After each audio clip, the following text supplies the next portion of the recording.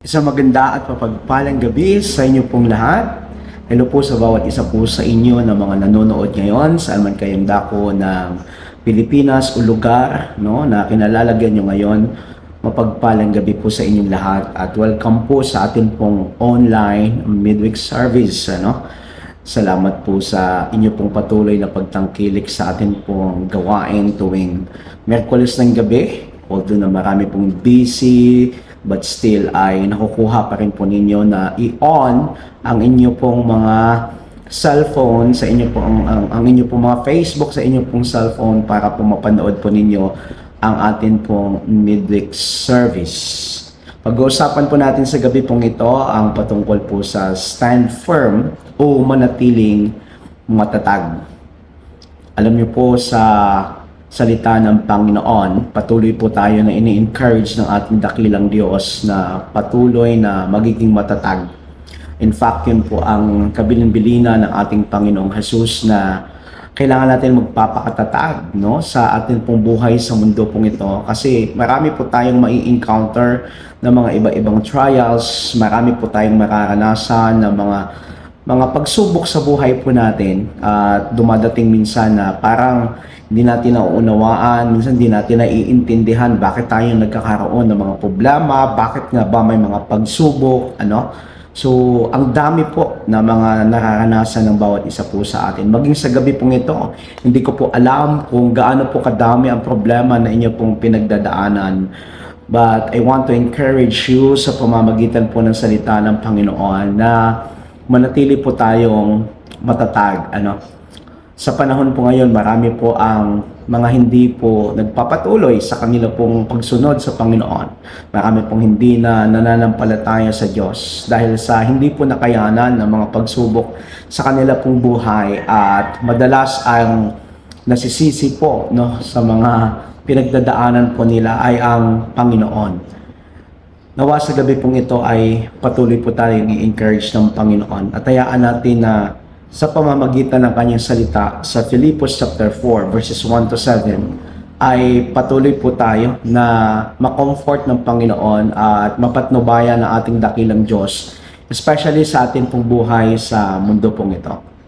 Sabi po sa verse 1, kaya nga mga kapatid, kung minamahal at pinananabikan aking kagalakan at karangalan sa ganitong paraan, ay magpakatatag kayo sa inyong pamumuhay na nakaugnay sa Panginoon. Ang sumulat po nito ay si Apostol Pablo. Marami pong mga nai-experience na mga challenges yung mga taga Philippi noong panahon na yon, yung mga church o simbahan sa Filipos, at ini-encourage sila ni Apostle Paul na sa kabila ng mga kabigatan, kabiguan at pagsubok sa kanila pong buhay ay manatili nawa silang maging matatag. In verse 2, sabi doon, nakikiusap ako kina Euodia at Syntyche na sila'y magkasundo na bilang magkapatid sa Panginoon. Ipinapakiusap ko rin naman sa inyo, tapat kong katuwang, tulungan mo ang dalawang babaeng ito. Sila man ay kasama kong nagpapagal sa pagpapalaganap ng magandang balita. Kasama si Clemente at ang iba pang mga kamanggagawa ko. Ang pangalan nila ay nakasulat sa aklat ng buhay. Verse 4, magalak kayong lagi sa Panginoon. Inuulit ko, magalak kayo. Ipadama ninyo sa lahat ang inyong kabutihang loob. Malapit nang dumating ang Panginoon. Huwag kayong mabalisa tungkol sa anumang bagay, sa halip hingin ninyo sa Diyos ang lahat ng inyong kailangan sa pamamagitan ng panalangin may pasasalamat. At ang kapayapaan ng Diyos na hindi kayang maunawaan ng tao ang siyang mag-iingat sa inyong puso at pag-iisip dahil sa inyong pakikipag-isa kay Kristo. Pinagpala na po ng Panginoon ang pagbasa natin ng Kanya pong salita. So, stand firm o manatiling matatag. Malinaw po ang mga sinabi ni Apostol Pablo, mga paalala ni Apostol Pablo sa mga taga Philippi o sa church doon sa Filipos. And yung panahon na yon ay intended yung sulat na ito para doon sa kanila. Pero hanggang ngayon sa kapanahunan natin, dahil salita po ito ng Panginoon, siya po ay nagsasalita at nagpapaalala din po sa atin ngayon. At kailangan natin itong panghawakan, yung salita ng Panginoon na nagpapaalala po sa atin. Paano ba tayo manatiling maging matatag? Sabi ko nga kanina, sa panahon natin ngayon, marami na pong umayaw. Marami nang hindi nagpatuloy. Marami na pong tumalikod sa Panginoon. Marami na po ang hindi nila natatapos ang kanila pong lakbayin bilang mananampalataya. Una, resolve conflicts. Kailangan po natin resolbahin ang mga singgalot between sa atin pong mga kapatid, kapamilya. Kaya sabi ni Apostle Paul, sa chapter 2, sa verses 2 to 3, nakikiusap ako kina Euodia at Syntyche na sila ay magkasundo na bilang magkapatid sa Panginoon. Sa madali pong salita, sila po ay may alitan ng dalawa pong ito, si Euodia at Syntyche. Mayroon po silang alitan, siguro may mga hindi pagkaunawaan, may mga conflict na nangyari, may mga conflicts na nangyari. At ini-encourage sila ni Apostol Pablo na dapat sila po ay magbati na, magkasundo na, magpakapatawaran. Ipinapakiusap ko rin naman sa inyo, tapat kong katuwang, tulungan ang dalawang babaeng ito. Sila man ay kasama kong nagpapagal sa pagpapalaganap ng magandang balita kasama si Clemente at ang iba pang kamanggagawa ko. Ang pangalan nila ay nakasulat na sa aklat ng buhay. Ang talata po na binasa po natin, malinaw na sinasabi po ni Apostle Pablo, ini-encourage niya yung dalawa pong mayroon pong singgalot, may conflict, na magkasundo na. At humihingi po siya ng tulong sa iba pong mga kapatiran. Napakahalaga po sa isang simbahan, sa atin pong grupo bilang mananampalataya, magkakapatid sa Panginoon. Hindi kasi maiiwasan yung mga conflict, hindi maiiwasan na minsan may mga hindi pagkakaunawaan, pero ini-encourage tayo na salita ng Panginoon na kailangan po natin na resolbahin ang mga conflict. Yes, conflict is inevitable, hindi po maiiwasan. Sa iyo at sa gusto natin minsan ay kahit gaano tayo ka-spiritual, may nangyayari pong mga singgalot, may mga hindi pagkakaunawaan, may mga hindi pagkakaintindihan. Pero ang sinasabi at pinapaalala sa atin na salita ng Panginoon, kung mayroon mang mga hindi pagkakasunduan ay kailangan nating resolbahin. Kung mayroon mang conflict, kailangan nating makipagsundo sa atin pong kapatid. Di ba yun ang utos din ng Panginoon na bago tayo magsumamba, bago tayo mag-alay ng pagsamba sa ating Panginoon, ay kailangan po nating resolbahin muna, balikan ang atin pong kapatid na kung saan ay mayroon tayong pagkakasala, mayroon tayong sama ng loob at humingi tayo ng tawad o magpatawaran po tayo. At nakaraang linggo lang ay atin pong napag-usapan na sa atin pong mga preaching na patungkol po sa pag-aayos ng relationship and at the same time ay ang pagpapatawad. Because God wants us to learn to resolve conflicts. Gusto niya ng Panginoon na matuto tayo na i-resolve yung mga conflict, hindi natin iiwasan. Kasi marami pong mga tao, gusto lang po nila takasan ang mga conflict nilang kinakaharap sa buhay.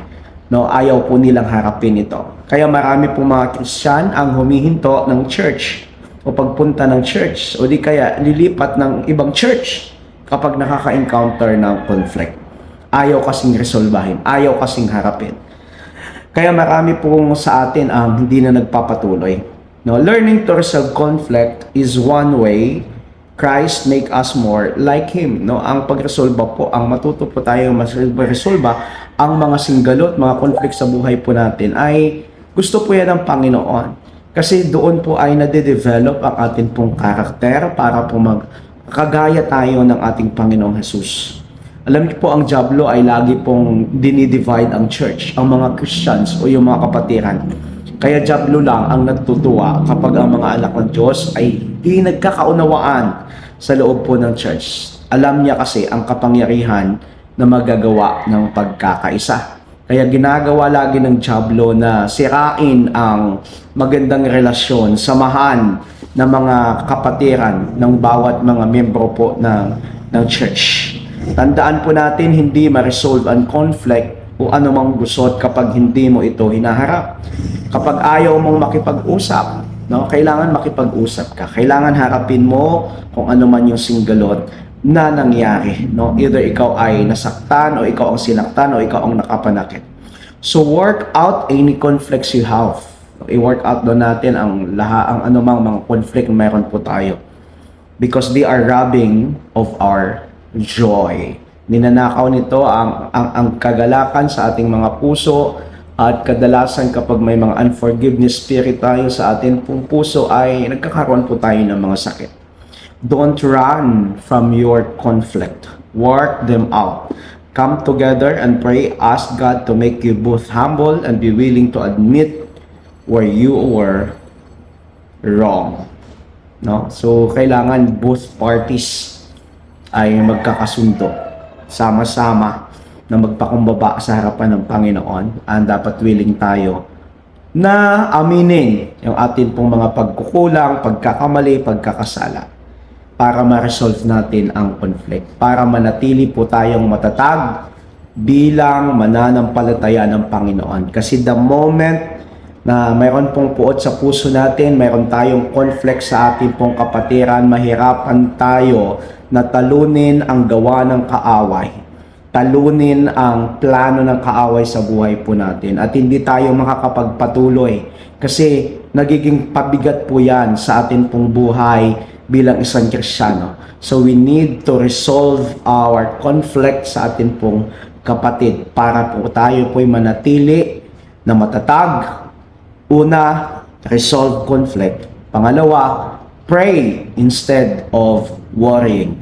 Manalangin instead po na babalisa o mag-alala. Sabi sa verses 6 to 7, huwag kayong mabalisa tungkol sa anumang bagay, sa halip hingin ninyo sa Diyos ang lahat ng inyong kailangan sa pamamagitan ng panalangin may pasasalamat. At ang kapayapaan ng Diyos na hindi kayang maunawaan ng tao ang siyang mag-iingat sa inyong puso at pag-iisip dahil sa inyong pakikipag-isa kay Kristo Jesus. Katulad po ng resolve conflicts na point number 1 po natin, ang pag-aalala ay isa pong malaking nagnanakaw ng ating pong kagalakan.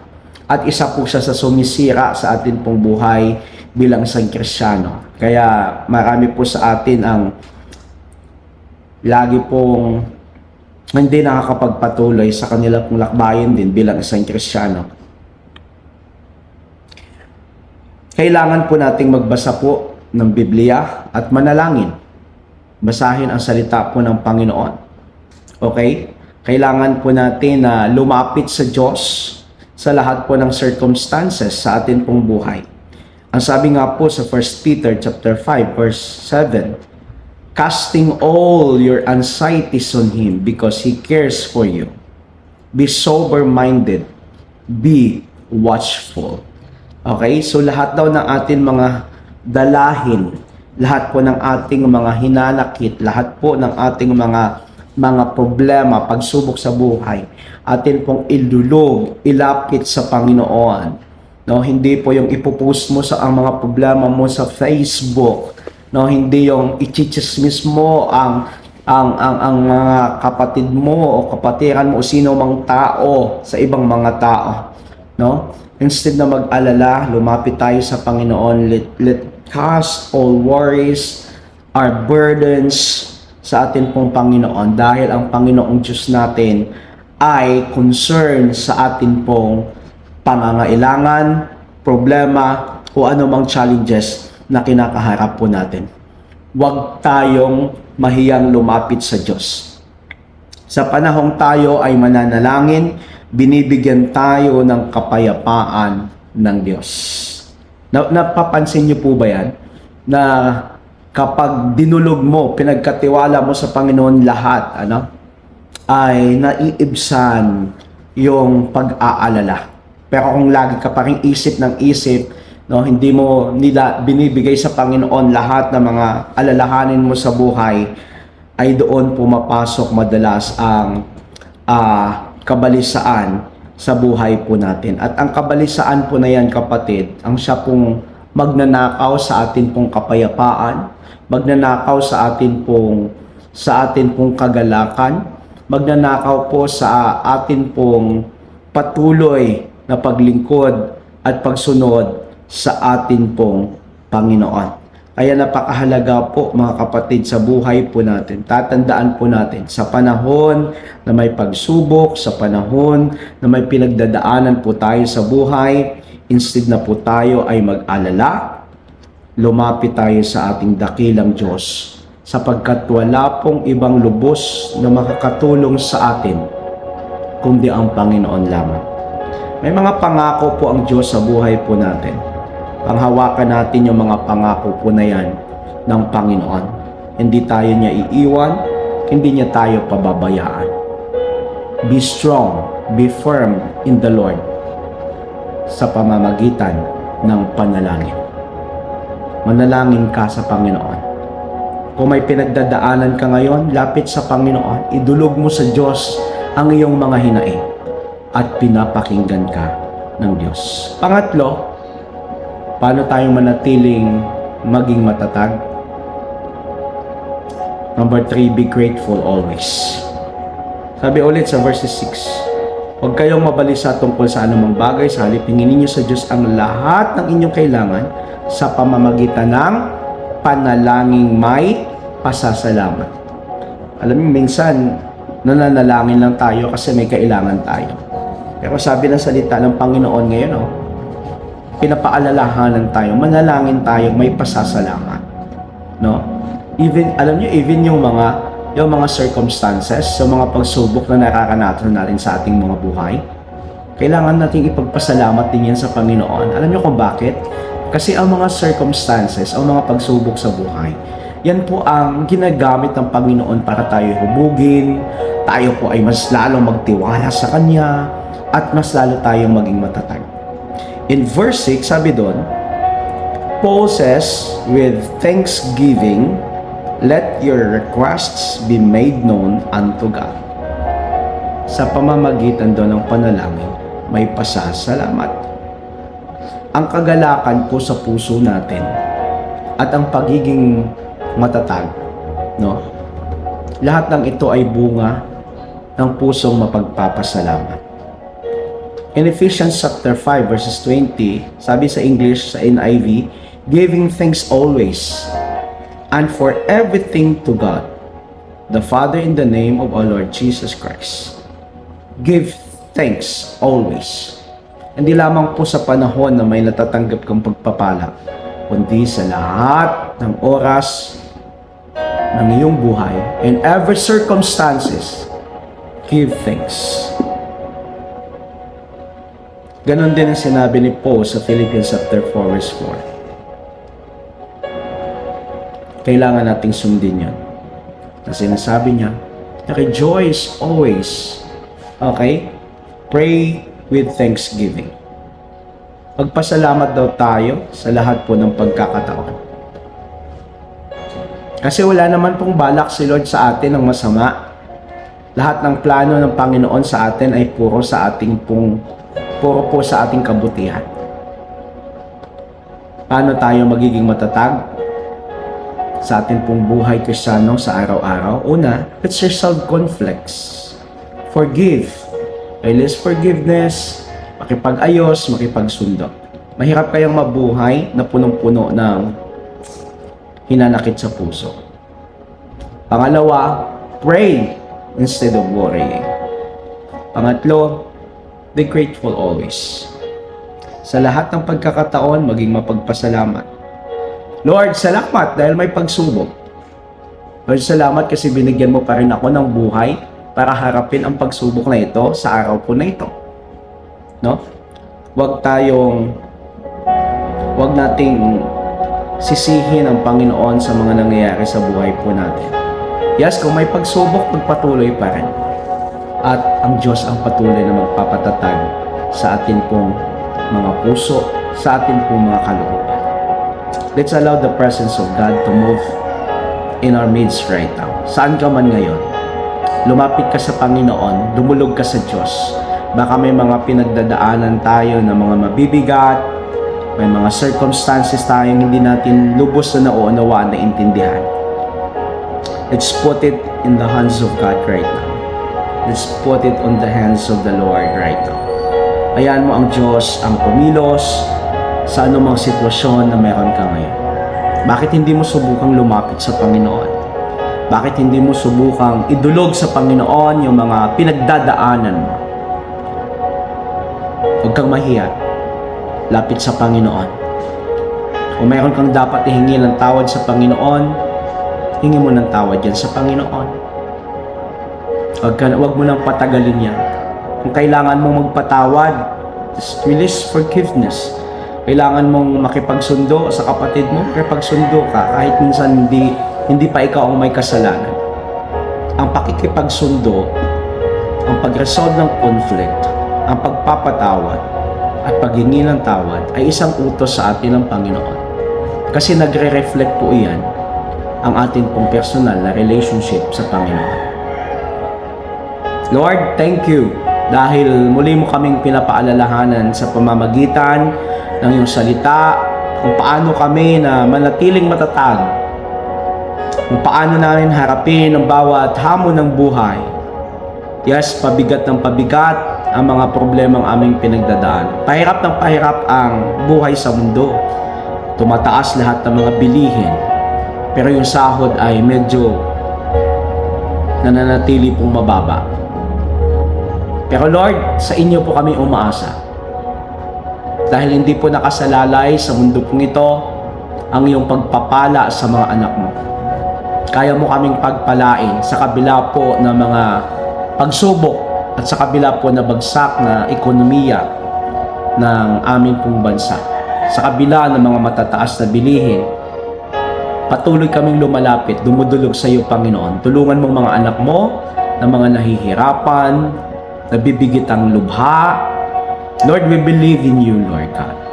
Ikaw mismo nagsabi ng lahat ng mga lalapit sa iyo at hihingi ng tulong sa iyo, Panginoon, ay hindi mo itataboy, kundi tutulungan mo, papakinggan mo. Lord, naniniwala po kami na sa gabi pong ito, nananatili ka, na tumutugon, nakikinig, at nakikita mo ang mga dalahin at mga pinagdadaanan ng mga anak mo, dakilang Diyos. Panginoon, sino man sa amin sa oras pong ito ang may kabigatan, may mga problema, tulungan mo sila, Panginoon, na ma-overcome ang lahat ng ito. Lahat na may mga pagsubok sa oras pong ito, Panginoon. Lord, I pray you will comfort them. You will embrace them, O God, and remind them, Lord, that you are a powerful God. You are big God. Ikaw ang Diyos namin. Malaki ka. You are big than our problems.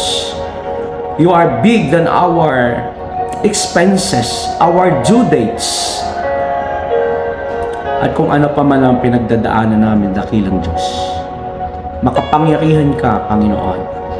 Sa oras pong ito, ipagkaloob mo sa mga anak mo, Panginoon, ang mga solusyon at pangangailangan. Lord, nagpapakumbaba kami sa iyong harapan. Ikaw lang ang lubos na makatulong sa amin. Wala nang iba. Ikaw lang, O Diyos, ang tunay na may kontrol ng lahat ng pangyayari sa amin pong mga buhay. We entrust our lives to you. Everything, O God, na mayroon kaming pinagdadaanan namin, we entrust unto you, O Lord. Salamat po sa iyo, Ama. Salamat po sa iyo, Panginoon. Patuloy ka namin pinupuri. Sinasamba, dinadakila sa pangalan ni Jesus. Amen. Amen. Huwag po muna kayong umalis. Meron na po tayong announcement. Tayo na po ay mananalangin sa ating pangwakas na panalangin. Lord, we are so thankful and we are so grateful sa gabi pong ito na ikaw ay hindi nagsasawang paalalahanan ang mga anak mo, na patuloy na magtiwala kami sa iyo, dakilang Diyos, kahit sa mga panahon na wala kami nakikitang maganda sa sitwasyon namin. Hindi mabuti ang aming sitwasyon, pero ikaw ay nanatiling mabuti at tapat sa amin pong mga buhay. Salamat po sa iyo, O Diyos, patuloy namin na inaangkin ang katagumpayan mula sa iyo sa gabi pong ito. Bigyan mo kami ng magandang kapahingahan sa gabi pong ito. Bigyan mo kami ng kapayapaan at patuloy na i-increase mo ang aming pong pag-ibig at pananampalataya sa iyo, Panginoon. Thank you so much, God. Ito pong aming dalangin sa pangalan ni Jesus. Amen. Kapatid, wag muna kayong umalis. Taas po ninyong inyong mga kamay. Sa atin pong pagtatapos, nawa ay patuloy tayong samahan ng Diyos Ama at patuloy tayong ililigtas ng atin pong Panginoong Jesus, ng Diyos Anak, at patuloy na maranasan natin ang pag-aaliw ng Banal na Espiritu ngayon at magpakailanman. Ito pong aking dalangin sa pangalan ni Jesus. Amen. Amen. Huwag po sana kayong mawala sa darating po na Saturday, ang atin pong Discipleship Night, no? Umattend po tayong lahat. Ako po ang speaker at maganda pong ating pag-uusapan. Alas 7 po ng gabi, Discipleship Night, no? Invite nyo po ang inyo pong mga cell group, no? Punuin natin ang Hope Center para po sama-sama tayong ma-challenge, ma-ignite ng salita po ng Panginoon at ng presensya po ng ating dakilang Diyos. Muli po, isang maganda at mapagpalang gabi sa inyo pong lahat. Mabuhay po kayo. Have a good night sa bawat isa.